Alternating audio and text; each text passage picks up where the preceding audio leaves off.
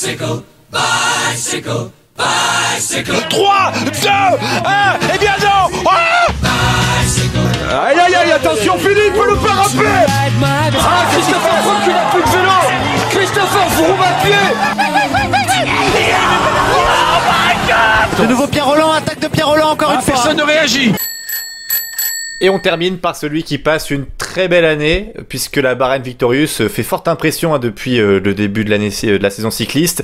C'est Barnabé Moulin qui est ostéo chez Bahrain Victorious. Salut Barnabé. Salut à tous. Salut Barnabé. Comme je disais, Bahrain Victorious arrive sur le Tour de France plein de confiance en fait. Bah oui, il faut dire que là on passe une période intéressante, c'est que on récolte enfin le fruit de notre travail. Parce que le début de saison avait été toujours placé, jamais gagnant, et là pour l'instant on transforme les essais, donc ça fait vraiment plaisir. On rappelle notamment Caruso qui fait 2e sur le Giro, c'était quand même assez inattendu.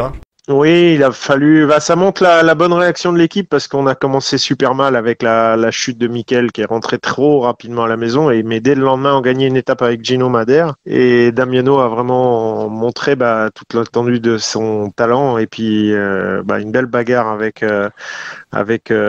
Simon Yates et Egan Bernal et une belle deuxième place avec une belle étape aussi. Et c'était vraiment finalement un beau Giro. Alors on va faire la start list de la Bahrain Victorious avec en leader Jack Haig qui a fait 5e sur le Dauphiné, donc qui avait fait plutôt un bon Dauphiné. Avec lui pour l'accompagner, alors Pello Bilbao qui a fait 13e sur le Giro mais qui va enchaîner Tour d'Italie et Tour de France. On sait toujours que c'est très difficile d'allier les deux, donc évidemment en général on l'attend pas trop à ce niveau-là.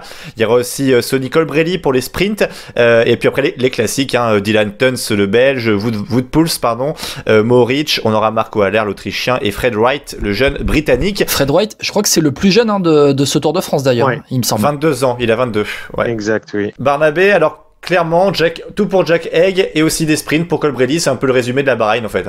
En gros, oui, c'est ça. Donc là, l'équipe arrive sans gros objectifs pour le général, si ce n'est que de défendre Jack et éventuellement Peyo qui montre quand même de belles capacités sur le long terme. L'année dernière, il avait quand même enchaîné un bon Tour de France et 5e sur le Giro, donc c'était quand même pas mal. Et bon, on verra. Et puis un bon départ avec Sonny qui est vraiment très en forme, qui a fait un super Dauphiné, qui est champion d'Italie depuis le week-end dernier. Et il y a de bonnes opportunités sur ces 3 premières étapes déjà pour voir un peu ce qu'il en est, quoi. Sonny Colbrelli, j'en fais mon favori pour le maillot vert en fait. Bah oui. Ah non Guillaume, tu peux pas avoir tout le monde. T'avais dit Julien Lafilippe tout à l'heure, maintenant tu dis Colbrelli. Non Guillaume. Non mais il est dans une telle forme Colbrelli.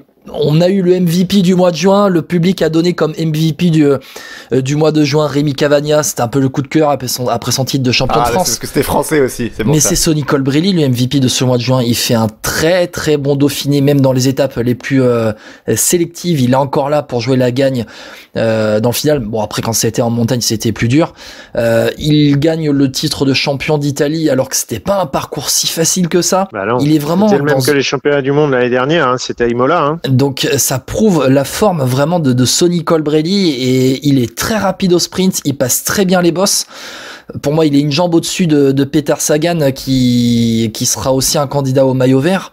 Ouais, je pense que c'est le grand favori et l'équipe Bahrain Victorious, elle peut vraiment, dans la dynamique actuelle, franchement, Colbrelli, il s'inscrit parfaitement dans ça. Il peut planter un peu partout. Sonny, il me fait, en dehors du fait qu'il fait partie de l'équipe, il me fait vraiment penser au Sagan des grandes années, quoi, sans vouloir mettre trop haut le bonhomme.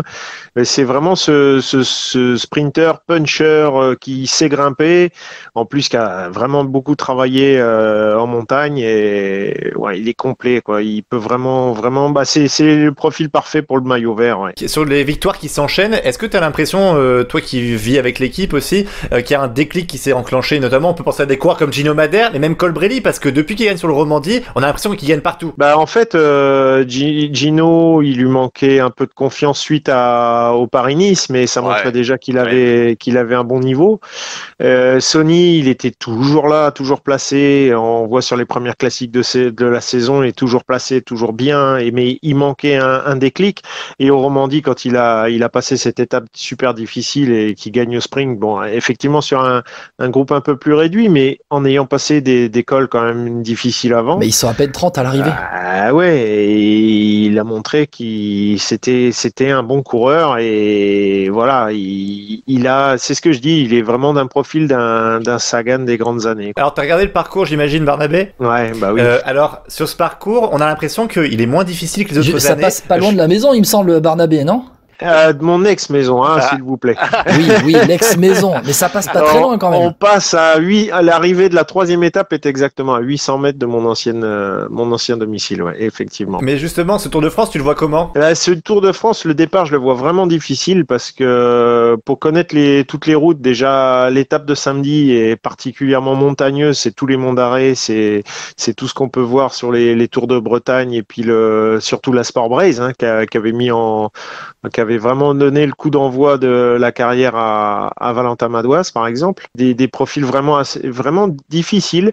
Et pour bien connaître donc la 2e et surtout la 3e étape, qui était vraiment là où j'habitais, le final, attention les yeux, c'est que ça paraît être une étape de sprinter, mais les derniers kilomètres avant d'arriver sur le plat, des routes très étroites, très vallonnées, enfin des petits coups de cul sans cesse, et ça peut être piégeux. Donc on peut avoir déjà des grosses surprises. T'es en train de nous dire quoi, Barnabé? C'est-à-dire que Sonny Colbrelli va faire rouler Matej Moric, Marco Haller, par exemple? Mais on peut avoir des belles surprises comme sur toutes les premières étapes du Tour. On peut avoir des favoris piégés sur ces premières étapes. Donc ça va être intéressant à voir. Et puis il y a un chrono qui arrive en fin de première semaine. Donc ça déjà, ouais. Par rapport à la bataille qu'on annonce Primoz Roglic, Tadej Pogačar, t'en penses quoi toi? Est-ce que tu penses vraiment que ça va rester là-dessus? Moi, je pense qu'il y aura des surprises. Je pense qu'il y aura des surprises. Bon, c'est vrai que les deux sont très forts. J'ai vu que Pogačar ces derniers temps n'était pas aussi dominateur qu'il a pu l'être. Après, est-ce que c'est signe qu'il a beaucoup travaillé pour préparer l'objectif? On verra. Parce que tu l'as vu sur le UAE par exemple, en début d'année notamment. L'UAE, il gagne, mais il y avait Yates qui était quand même plus fort. Adam Yates était quand même un ton au-dessus. Je pense que Adam Yates perd le UAE pour le chrono. Mais c'est ça, c'est que Pogačar est aussi très bon en chrono. C'est aussi ça sa force. Oui, mais et c'est Jan Tratnik qui prend le maillot de champion de Slovénie du chrono. C'est vrai. C'est les indices, ça. Il nous laisse les indices, Barnabé. C'est les indices, ouais. Et tiens, côté français, excuse-moi Guillaume, côté français, oui, tu vois qui comme français qui performe sur ce Tour de France? On a parlé tout à l'heure un peu de tout le monde, Alaphilippe, Gaudu, etc. Mais t'en vois un autre, toi, peut-être? Moi, je verrais sur les premières étapes, pourquoi pas un Valentin Madouas sur les étapes qu'il connaît, justement, le samedi, dimanche, lundi, pourquoi pas? Il n'est pas sur une belle année quand même, hein, Madouas. Hein. Non, mais il y a un Franck Bonamour aussi qui est là, qui forcément avec son équipe, ça va être l'objectif de faire des échappées. Sait-on jamais. Ça peut être des trucs intéressants à suivre. Ouais, Franck Bonamour qui a la BNB, hôtel. Hein. Ouais, on va rien comprendre. En première étape, une échappée de Breton, on va avoir Gaudu, Madouas, Bonamour, Barguil, ils vont tous être dedans là. On va rien comprendre. Il n'y a pas de maillot à Hermine, mais ça pourrait être intéressant, ouais. Ah oui, ce serait drôle de faire ça. Bon, Barnabé, dis-nous, la santé des coureurs aujourd'hui pour le départ du Tour de France, elle est comment? On sort quand même là depuis un an, la dernière année qu'on vient de vivre là, depuis la sortie du premier confinement. L'année dernière, on parlait du Tour de France, les gars, ils arrivaient sans trop de préparation, c'était compliqué. Là, on est quand même dans de meilleures conditions, Barnabé, cette saison, et déjà dans la santé des coureurs. On est dans de meilleures conditions, mais il faut voir que la saison de l'année dernière s'est terminée au mois de novembre. Et oui. Donc il n'y a pas eu beaucoup, même si on n'a pas eu le Down Under, etc., la préparation hivernale est un peu différente, donc effectivement ça peut jouer, je sais pas. Là on est quand même hyper suivi, monitoré en permanence, donc il n'y a pas vraiment de soucis, mais bon, le Tour de France ce qui est le plus gênant, je vous dirais, c'est les différentes chutes qu'on a pu voir depuis le début de saison. Ça c'est vraiment un problème. C'est-à-dire? Il y a eu beaucoup de coureurs blessés, il y a eu beaucoup de coureurs qui ont été touchés même moralement, hein, par ces différentes chutes. Donc c'est bien la preuve que le fait d'avoir réduit le nombre de coureurs par équipe, ça n'a rien changé, bien au contraire. C'est toujours aussi nerveux à l'avant. On va toujours dans des villages et dans des communes où il y a de plus en plus d'infrastructures pour ralentir les voitures et les vélos vont toujours aussi vite. Il est plus là le souci. Ouais, moi par exemple, là, je reste vraiment choqué par la chute de Mikel au Giro parce que pour avoir été dans la voiture qui donnait les renseignements à l'arrière, je vais vous dire, sur les 10 derniers kilomètres, j'ai dû envoyer 45 messages. Je crois que j'avais compté 45 messages. Il y avait des dangers à tous les virages, tous les 100 mètres. C'était une catastrophe. Et on l'a vu, hein, cette chute, il y a 3 coureurs au sol, les 3 ont abandonné avec des fractures. Donc, mais pour toi, c'est quoi? C'est la faute des organisateurs qui trouvent pas des routes, on va dire, larges, entre guillemets, ou est-ce que c'est la faute, on va dire, c'est l'évolution du sport? L'évolution du sport, l'évolution des infrastructures.